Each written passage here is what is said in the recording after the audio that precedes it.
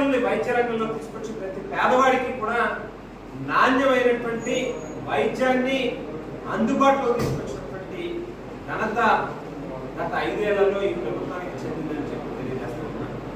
మరో పక్కన గృహ నిర్మాణాన్ని ఒక యజ్ఞంలాగా భారతదేశ చరిత్రలో ఏ రాజకీయ పార్టీ ఏ ప్రభుత్వం కూడా చేపట్టినటువంటి రీతిలో ఏకకాలంలో 31 లక్షల ఇళ్ల నిర్మాణాన్ని చేపట్టినటువంటి ఘనత వైఎస్ఆర్ కాంగ్రెస్ పార్టీ ప్రభుత్వం. ప్రతి పేదవాడికి ఇల్లు అనేటువంటిది ఒక హక్కు, అది ప్రభుత్వం తాలూకా బాధ్యత అని చెప్పి సెంటున్నర భూమిని ఉచితంగా ఇవ్వడం కానీ, అది కూడా ఊరికి దగ్గరగా నివాసయోగ్యంగా ఉండేటట్టుగా, లబ్ధిదారుడు పూర్తి సంతృప్తిని వ్యక్తం చేసేటట్టుగా, అక్కడ అవసరమైనటువంటి కరెంటు, నీళ్లు, ల్యాండ్ లెవెలింగ్ అన్ని వస్తువుల్ని కూడా కల్పించి